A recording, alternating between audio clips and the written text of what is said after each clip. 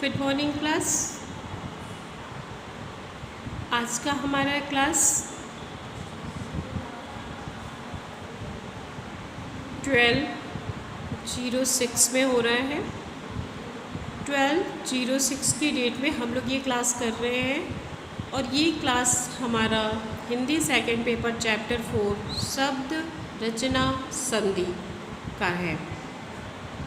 शब्द रचना संधि से पहले हम लोग 3 चैप्टर पढ़ चुके हैं। उसमें जो भी करना था एक्सरसाइज में वो हमने आपको करा दिया है और पीडीएफ के थ्रू उसके क्वेश्चन आंसर या अदर जो भी चीज़ें उसमें थी वो सारी मैंने आपको भेज दी है। जो जिस तरीके से बुक में करने वाला था मैंने बता दिया है कि आपको बुक में करना है, और जो कॉपी के लिए था वो मैंने आपको ये भी बता दिया है कि क्या कॉपी में करना है। आज का क्लास हमारे इस नए चैप्टर पे है शब्द रचना संधि। शब्द क्या है, उसकी रचना कैसे हुई, संधि क्या है, इन चीज़ों को हम लोग जानेंगे। आप सभी को पता है कि दो शब्दों के मिलने पर पहले शब्द के अंतिम वर्ण और दूसरे शब्द के पहले वर्ण के मेल से जो परिवर्तन हो जाता है उसको हम लोग संधि कहते हैं। और शब्द क्या है, तो कई अक्षरों को मिलाकर के एक शब्द बनता है। और संधि क्या है, तो संधि के बारे में भी हमने आपको बताया कि संधि जो होती है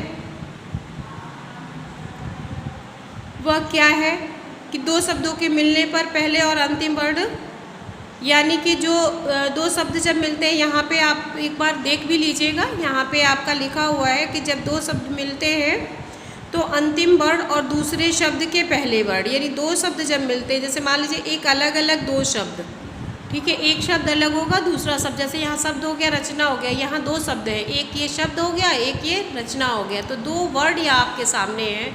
तीसरा वर्ड आपका संधि है। यहाँ पे 3 शब्द दिए गए हैं, पहला वाला है शब्द, दूसरा है रचना और तीसरी है संधि। तो पहले इसमें यही कह रहे हैं कि पहले शब्द के अंतिम वर्ण और दूसरे शब्द, जो ये पहले का जो होता है वो अंतिम वर्ण और दूसरे का जो होता है वो पहला, इन दोनों के मेल से जो परिवर्तन होता है उसको हम लोग क्या कहते हैं, संधि कहते हैं। कैसे, जैसे महा ईश, महा यानी बड़ा, ईश भगवान, महा और ईश को मिला करके यहाँ पे क्या बन गया है, महेश बन गया है। हिमालय में 2 शब्द जुड़े हैं, कैसे, हिम आलय, तो यहाँ पे पहले शब्द हिम यानी बर्फ और आलय मतलब उसका घर, तो पहले शब्द हिम में मौ और आलय का ओ, हिमालय, तो ओ को यहाँ पे ये हटा करके इसकी मात्रा हम लोग यहाँ लेंगे और इसको मिला करके हम क्या बनाएंगे, हिमालय। महा में आ की मात्रा हट गई, ई हो गया, ई जो है ये महेश, महा ईश, यहाँ पे महा ईश है और कंप्लीट वर्ड क्या है, महेश। तो दो शब्दों को मिला करके जो एक नया परिवर्तन होता है, यानी दो शब्दों के मेल से मिलने से पहले शब्द के अंतिम और दूसरे शब्द का पहला वर्ड मिलाने से जो परिवर्तन आता है उसी को हम लोग क्या कहते हैं, संधि कहते हैं। एग्जाम्पल क्या है, ये पूरा इसका डेफिनेशन है आपका, वर्डों के परस्पर मेल से उत्पन्न विकार परिवर्तन, विकार यानी परिवर्तन को संधि कहते हैं। यदि आपका क्वेश्चन पूछेगा कि संधि किसे कहते हैं तो आप क्या बोलेंगे, वर्डों के परस्पर मेल से उत्पन्न परिवर्तन या उत्पन्न विकार को संधि कहते हैं। संधि के भेद, संधि के कितने भेद होते हैं, संधि के 3 भेद होते हैं, स्वर संधि, व्यंजन संधि, विसर्ग संधि। स्वर, व्यंजन और विसर्ग 3 संधियाँ होती हैं। पहला आपका जो है वह है स्वर संधि। स्वर संधि क्या है, 2 स्वरों के मेल होने से वर्ण का परिवर्तित रूप स्वर संधि कहलाता है। 2 स्वरों के मेल होने से वर्ण का जो 2 स्वरों के मेल होने से जो वर्ण में परिवर्तन आता है, परिवर्तित रूप होता है, उसको स्वर संधि कहते हैं। जैसे स्वर संधि में 2 स्वरों में मेल होता है या भिन्न रूपों में होता है, इस आधार पर स्वर संधि को 5 भेदों में बांटा गया है, दीर्घ, गुण, वृद्धि, यड़ और अयादि, ये 5 संधियाँ हैं। जैसे आपने पढ़ा कि संधि के कितने भेद होते हैं, तो 3 भेद होते हैं, स्वर, व्यंजन और विसर्ग। तो स्वर संधि के कितने भेद होते हैं? 5, दीर्घ, गुड़, वृद्धि, यड़, आयादि। अब दीर्घ संधि के उदाहरण यहाँ पे दिए गए हैं, जो आप यहाँ पे देख रहे हैं।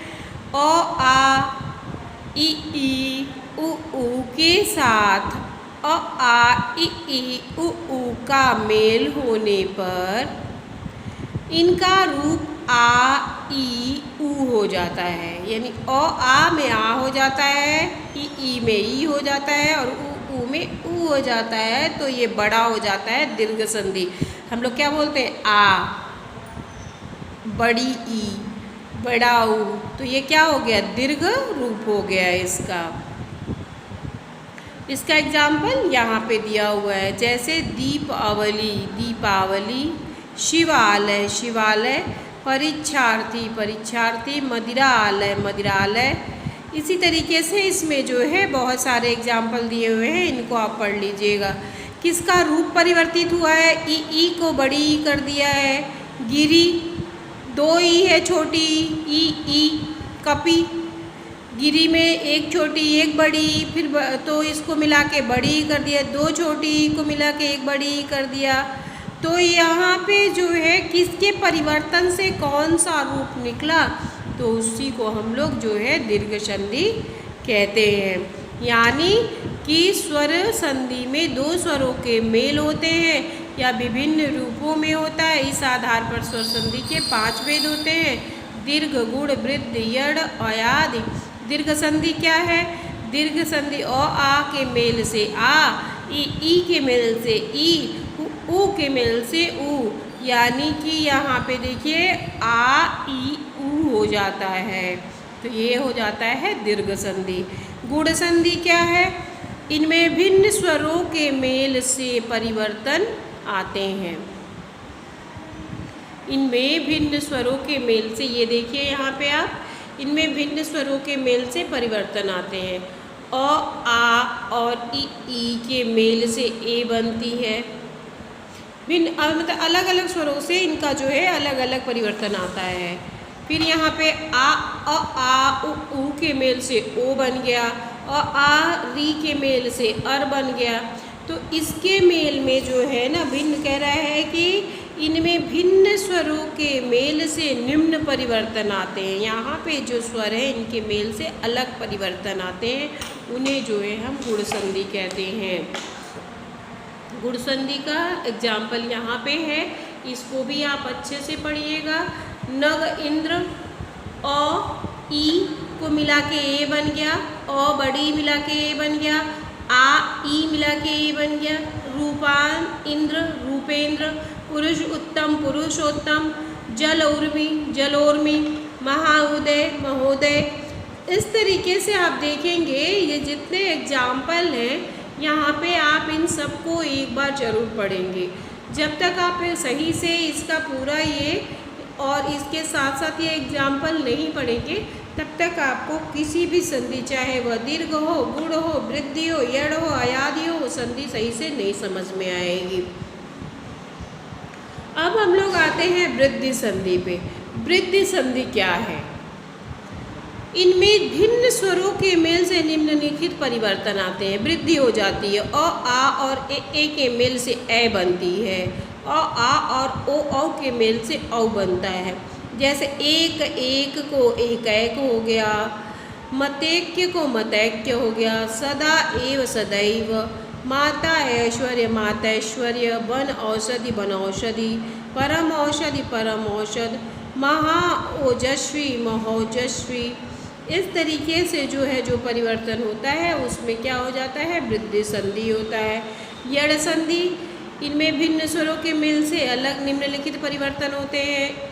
ई का भिन्न स्वर के मेल से ई या य हो जाता है। उ का भिन्न स्वरों के मेल से जो है उ वो हो जाता है, और यहाँ री का र हो जाता है। तो और यहाँ पे देखिएगा ई और बराबर य, ई आ बराबर य, ई उ बराबर यू, और ई ऊ बराबर यू, यहाँ पे बड़ा ऊ है तो यू, छोटा ऊ है छोटा ऊ। जैसे जो बना है वैसे इसको ध्यान से पढ़िएगा। यद्यपि, इत्यादि, इत्यादि, अत्युत्तम, अति उत्तम, नि उन न्यून, प्रति एक प्रत्येक, सुअस्ति स्वस्ति।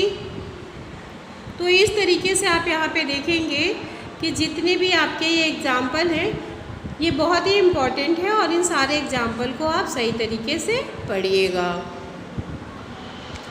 यण संधि के कुछ एग्जाम्पल यहाँ पे भी दिए गए हैं, इन्हें भी आप ध्यान से पढ़िएगा। उसके बाद पांचवा जो आता है वो आपका होता है अयादि संधि।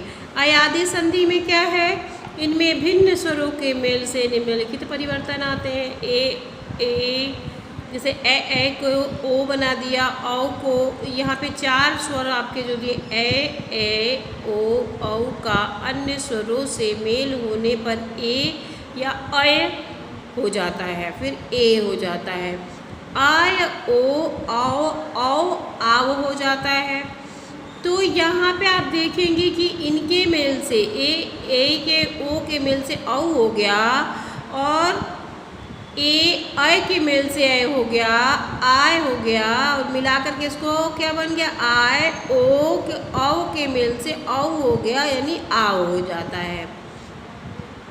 तो ए ओ बराबर ए ओ बराबर आय, ओ बराबर अव, औ बराबर आवी।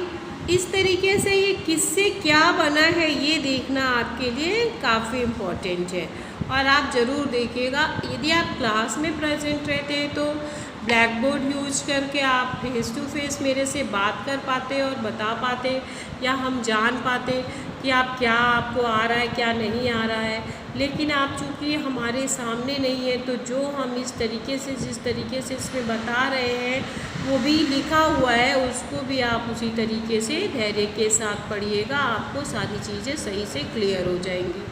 ठीक है, ये हो गया आपका अयादि संधि, यानी ये पांच जो स्वर के अंदर यहाँ पे संधियों के तीन भेद हुए, स्वर व्यंजन विसर्ग। और स्वर व्यंजन विसर्ग में स्वर के कितने भेद थे, पांच।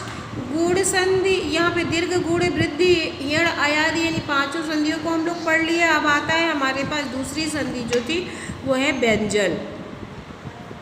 अब व्यंजन संधि क्या है, स्वर तथा व्यंजन और व्यंजन तथा व्यंजन के मेल से वर्णों का परिवर्तित रूप व्यंजन संधि कहलाता है। कह रहा स्वर और व्यंजन तथा व्यंजन और व्यंजन के मेल से वर्णों के परिवर्तित रूप को व्यंजन संधि कहलाता है। मतलब कहते हैं या कहलाता है, जो भी कह लीजिए आप। व्यंजन संधि के नियम क्या होते हैं, ठीक उसी तरीके से इसको भी हम लोगों को पढ़ना है।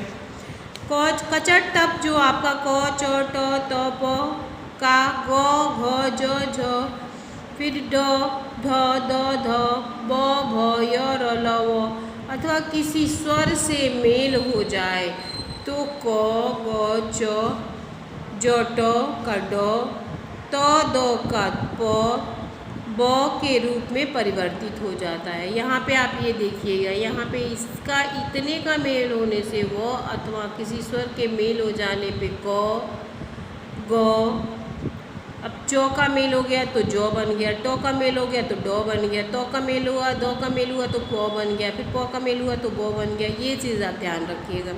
जैसे दिक, यहाँ पे दो के साथ क मिला है, दिक। अंबर, तो क के मेल से जो वर्ड बना वो ग हो गया दिगंबर।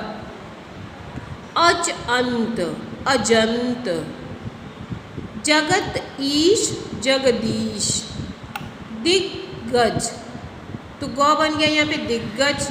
षट आनन, षडानन। अपज, अब्ज। तो जिसके मेल से जो शब्द परिवर्तित हो जाते हैं उसे ही हम क्या कहते हैं, व्यंजन संधि कहते हैं।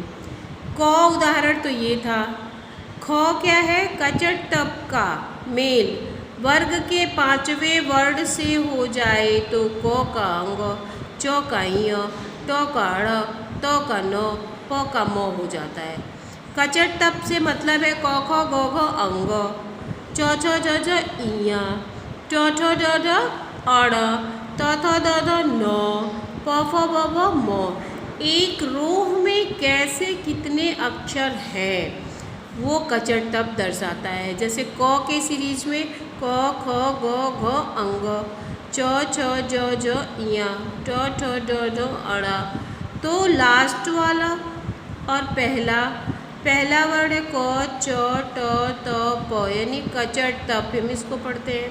और लास्ट का आपका क्या है, क ख ग अंगों में अंग हो गया, ट क ख ग अंग, च छ ज ज में इया हो गया, ट ठ ड ढ के साथ अड़ा, तो यानी कि अंग, इया, अड़ा, न और म। ये अंतिम वर्ण है, उसके पंचाक्षर के जो है वो अंतिम वर्ण है।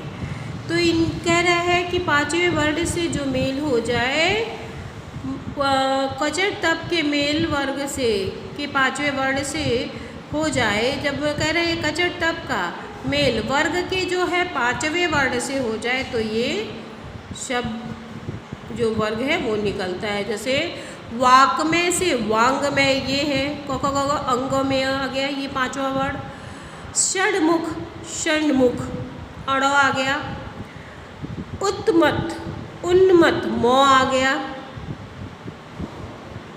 प फ में म आता है। अचनाश अन्नाश, षटमास षडमास, सतमार्ग सन्मार्ग। तो जो पांचवा वर्ग है उसमें इसमें मिल जाता है।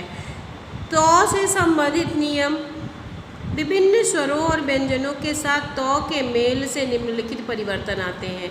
जैसे तो च के मेल से आधा च पूरा च, तो छ के मेल से आधा च छ, तो ज के मेल से जज, तो ल के मेल से लल, तो श के मेल से छ और तो ह के मेल से दध। तो इसका हम यूज कैसे करेंगे, ये देखिए। सच्चरित्र, अब सच्चरित्र को हम अगर एकत्रित करेंगे तो हो जाएगा सच्चरित्र, यानी दो च, एक आधा च एक पूरा च। जगत छाया, जगत छाया आधा च छ। सज्जन सज्जन आधा ज पूरा ज। उत्लास उल्लास आधा लो पूरा लो। उत्श्वास आधा छ पूरा छ। उच्छ्वास हो गया। उद्धार हो गया, उद्धार दो में धो हो गया उद्धार। तो इस तरीके से जो है इनके मेल से जो परिवर्तन होता है वो यहाँ पे आपको दिखाई दे रहा है। कौन से वर्ग से किसका मेल हुआ और उससे परिवर्तित होकर के क्या अक्षर निकला और उस अक्षरों से कौन सा शब्द बना, यह संधि आपको बताता है। तो ये आपके व्यंजन संधि के नियम में ये थर्ड यानी गौ का तो संबंधी नियम था। अब यहाँ पे घ संबंधी नियम, अंग संबंधी नियम है, फिर छ संबंधी नियम है, बहुत सारे नियम यहाँ पे दिए हुए हैं। घ यानी छ संबंधी नियम, म संबंधी नियम, जैसे कचर तप म था उसी तरीके से आपका छ संबंधी नियम में क्या है, आधा च पूरा छ का कैसे आप यूज करेंगे, कैसे आप आधा च और छ का यूज करेंगे। वृक्ष छाया, वृक्ष छाया। आच्छादन, आच्छादन। संधिच्छेद, संधिच्छेद। अनुच्छेद, अनुच्छेद। च और छ को मिला के यहाँ पे छ संबंधी नियम दिया कि छ को हम लोग कैसे मिलाएंगे, तो जो छ को छ कैसे हम लोग यहाँ पे मिला करके लिखेंगे उसका नियम बताया हुआ है, ठीक है। म संबंधी नियम क्या है, संकल्प, संकल्प यहाँ पे क्या बदल जाता है, अंग आ जाता है यहाँ पे संकल्प। समगति, संगति। समचय, संचय। समजय, संजय। समतोष, समतोष। संपूर्ण। तो किसके परिवर्तन से क्या मेल होता है ये चीज़ आपको ध्यान में रखना है। म का मेल म से होने पर म नहीं बदलता है। जैसे सम्मान, तो सौ आधा म और पूरा म लेकर के ही बनता है सम्मान। म का म से अगर मेल होता है तो म बदलता नहीं है। जैसे यहाँ पे म संबंधी नियम जो दिखाया है, म के मेल से भी क से म तक के किसी व्यंजन का म से मेल हो तो म उसी वर्ग के पांचवें वर्ण यानी अंग, इ, ड़, न, म में बदल जाता है, ना कि किसी अलग में बदलता है। वही चीज़ यहाँ पे कह रहा है, म का म से मेल होने पर म बदलता नहीं है। मम यानी म, तो सम्मान, सम्मति, मौ बदलता नहीं है। मौ का य और ल अथवा श का श से मेल हो तो मौ अनुस्वार के रूप में बदल जाता है, यानी अनुस्वार ये जो बिंदी होती है। कैसे बदलता है? मौ य मौ संयोग जो है संयोग में बदल जाता है, ऊपर बिंदी आ जाती है। संरक्षक, संलग्न, संवाद, संशय, तो ये बिंदी यानी ये अनुस्वार में बदल गया। कह रहा है य लव श क श से यदि मेल हो जाए मौ का तब ये अनुस्वार में बदलता है, वरना ये मौ जैसा है वैसा ही रहता है। चौ संबंधी नियम क्या है? ये नौ संबंधी नियम है। नौ का मेल री यानी री र और पेट का मूर्धन्य स से हो तो नौ जो है वो ड़ में बदल जाता है। नौ को बोलने की पद्धति जो है वो ड़ में बदल जाती है। कैसे? जैसे री और नौ का मेल हुआ तो ऋण हो गया, यहाँ ड़ बन गया। ऋण होना चाहिए नौ, नियमता तो इसको री न होना चाहिए, लेकिन यह इसके मेल से इसका जो पद्धति था वो जो शैली थी वो बदल गई, जिसके वजह से लिखने की शैली ड़ में हो गई, ये ऋण हो गया। भरण भरण में बदल गया, ड़ आ गया। भूषण मरण, तो यहाँ के सारे नौ जो है वो नौ नहीं रह के अड़ में बदल गए। नौ का री र श से मेल हो परंतु बीच में चौ वर्ग ट वर्ग त वर्ग श और स आ जाए तो नौ ड़ के रूप में नहीं बदलता, जैसे दर्शन, अर्जुन, अर्चना, रत्न आदि। री श र श का पश्चात न हो और इसके मध्य कोई स्वर प फ ब भ म अनुस्वार अथवा य र ल य व ह आए तो न जो है ण में बदल जाता है। जैसे रामायण, प्रमाण, शोषण, परिमाण, तो यहाँ क्या हो गया? रामायण, प्रमाण, शोषण, परिमाण। ठीक है। फिर आप देखेंगे छ में क्या है? छोटा श और पेट कटा स यानी मूर्धन्य स से संबंधी नियम। और आ के अतिरिक्त यदि किसी अन्य स्वर की संधि स के साथ हो तो श जो है वो पेटकटा स हो जाता है, यानी कि मूर्धन्य स हो जाता है। ईश श बदल गया, विषम हो गया यहाँ पे, अभिषेक हो गया यहाँ पे। फिर आप देख रहे हैं उसी तरीके से यहाँ पे भी आपके जो है उसके उदाहरण दिए गए हैं, इसे ध्यान से देखिएगा। री और श बदल गया तो यहाँ मूर्धन्य स हो गया, कृषक हो गया, सुषुप्ति हो गया, वृषभ हो गया, ये मूर्धन्य श में बदल गया। अब तीसरा संधि था विसर्ग संधि। विसर्ग के अंदर क्या क्या आता है ये देखिए। विसर्ग संधि के नियम क्या है? विसर्ग के साथ, यहाँ पे ध्यान से देखिए, विसर्ग के साथ स्वर या व्यंजन के मेल से विसर्ग में जो परिवर्तन आता है उसे विसर्ग संधि कहते हैं। विसर्ग संधि के नियम, विसर्ग जो का है ओ में परिवर्तन हो गया। यदि विसर्ग से पहले अ हो और विसर्ग का मेल अ किसी वर्ग के तीसरे, चौथे, पांचवें वर्ण अथवा य ल व श से हो तो विसर्ग ओ में बदल जाता है। कैसे? मनः अनुकूल। मनः अनुकूल जो है मनोकूल में बदल गया, ओ में बदल गया। अधोगति मनः ज पयः धर, तो मनोज, पयोधर, अधोगति ओ में बदल गया। वैसे विसर्ग का र में परिवर्तन कैसे होता है? यदि विसर्ग से पहले अ आ से भिन्न कोई स्वर हो और विसर्ग का मेल किसी स्वर किसी वर्ग के तीसरे, चौथे, पांचवें वर्ण अथवा य और ल व ह से हो तो विसर्ग जो है वो र में बदल जाता है। निह अर्थक, निह उत्साह, पुनः जन्म, आशीर्वाद, तो निरर्थक, निरुत्साह, पुनर्जन्म, आशीर्वाद, निराशा, निर्गुण, निर्भय, निर्झर इत्यादि। विसर्ग का श में परिवर्तन कैसे होता है? विसर्ग का श में परिवर्तन, यदि विसर्ग से पहले स्वर हो और विसर्ग का मेल च छ श से हो तो विसर्ग श में बदल जाता है। निश्चय हरिचंद्र, उदाहरण क्या है? निश्चय हरिचंद्र, निश्चय शौ में बदल गया हरिश्चंद्र, ये भी शौ में बदल गया। विसर्ग का सौ में परिवर्तन, विसर्ग का ख में परिवर्तन, विसर्ग का लुप्त हो जाना, ये सारे परिवर्तन जो है आपको सही तरीके से पढ़ने होंगे। विसर्ग का सौ में परिवर्तन यदि विसर्ग का मेल तो थ सौ से हो तो वह सौ में बदल जाता है।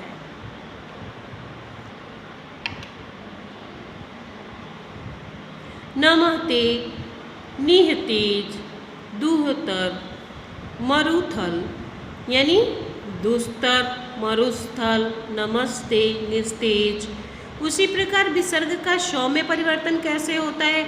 यदि विसर्ग का पहले ई हो और विसर्ग का मेल क, ख, ट, ठ, प, फ से हो तो विसर्ग शौ यानी मूर्धन्य शौ बदल जाता है। निपाप निष्पाप में बदल गया, निफल जो है निष्फल में बदल गया। यहाँ पे जितने कॉलम आपको दिखाई दे रहे हैं ये रेड कलर की लाइन में, इन सारों को आप अच्छे से पढ़िएगा ताकि आप जो है कभी भी कंफ्यूज नहीं होंगे। आप धैर्य के साथ जब पूरे डेफिनेशन को पढ़ेंगे, पूरे उदाहरण को पढ़ेंगे, पूरा परिभाषा पढ़ेंगे तो कहीं भी आपको जो है परेशानी नहीं होगी। संधि का संधि विच्छेद क्या होता है ये भी हम बताएंगे, लेकिन विसर्ग का लुप्त हो जाना क्या होता है ये देखिए। यदि विसर्ग का मेल रौ से हो तो विसर्ग लुप्त हो जाता है और विसर्ग का पहला दीर्घ स्वर दीर्घ हो जाता है। कैसे? निरोग, निरोग हो गया। नीरव, नीरव, नीरस, नीरस हो गया।